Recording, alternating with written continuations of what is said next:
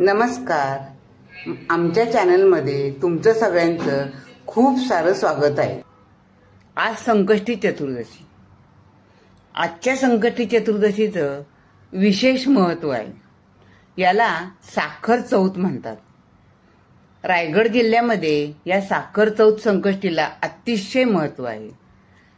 या दिवशी जसं आपण आनंद चतुर्दशीला म्हणजे गणेश चतुर्दशी ते आनंद चतुर्दशी 10 दिवसाच्या गणपतींना जसं महत्त्व आहे आणि जसे मोठे मोठे गणपती बसवतात तशाच प्रकारे या दिवशी पण सगळीकडे गणपती बसवतात. याला गौऱ्या गणपती पण म्हणतात आणि साखर चौथ गणपती पण म्हणतात. 1.5 दिवसाचाच गणपती असतो. म्हणजे आज बसवतात आणि उद्या संध्याकाळी त्याचं विसर्जन होतं. पण उत्साह अतिशय असतो. म्हणजे उद्या जाणार तरी खूप छान सजावट केलेली असते. काही ठिकाणी वेगवेगळी हे केलेलं असतं, सजावटी केलेल्या असतात, दृश्य केलेले असतात. काही ठिकाणी सत्यनारायणाची पूजा वगैरे केलेली असते.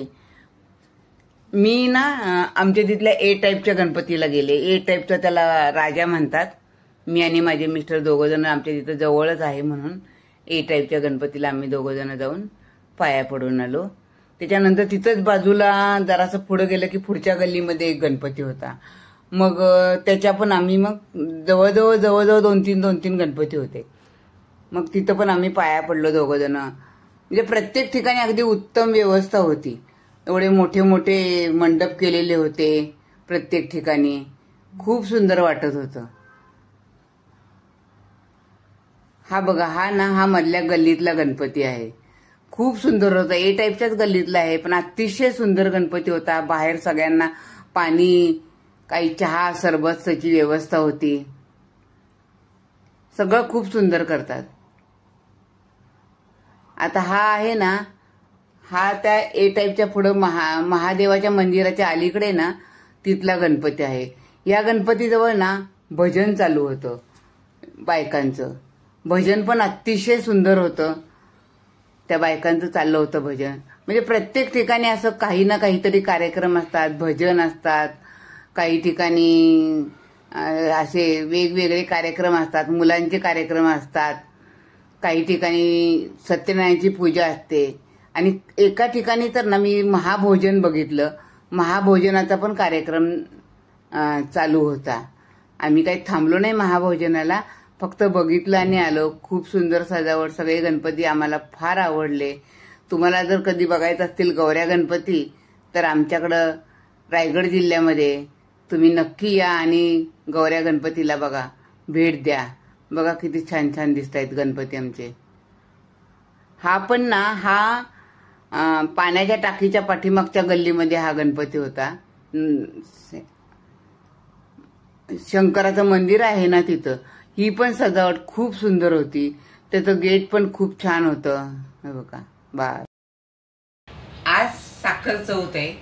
म्हणजे आनंद चतुर्दशी नंतर येणाऱ्या संकष्टीला साखर चौथ म्हणतात. रायगड जिल्ह्यामध्ये सगळीकडे आनंद चतुर्दशीला जसे गणपती बसवतात ना तसे सगळीकडे गणपती बसवलेले असतात. संध्याकाळी आता जाणार ते तुम्हाला दाखवणारच. पण आज साखर चौथ म्हणून आम्ही आता काय करतोय, मोदक करायला घेतलीत रचनाने.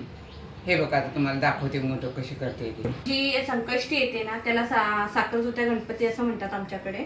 आणि त्यासाठी उकडीचे मोदक करतात खरे, पण आता सगळे खाऊन कंटाळले म्हणून मी तळणीचे मोदक करायला घेतलेत. आणि त्याच्यामध्ये मी बघा हे मैदा घेतलाय, गव्हाचं पीठ घेतलंय, सारण बनवलंय. या सारणामध्ये मी सुकं खोबरं भाजून टाकलंय. त्यानंतर पिठी साखर वापरले, कारण की ॲक्च्युली ह्या गणपतीला ना गुळाचा नैवेद्य नाही तर पिठी साखरेचा साखर चौथ म्हणतात म्हणून मी साखर वापरली. मग ती पिठी घेतली मी. आणि याच्यात ड्रायफ्रूट टाकले आणि वेलचीची पावडर टाकले. आता मी हे मोदक हे बघा आता मग बनवायला सुरुवात केली. आता मोदक झाले की मी हे तळून घेते.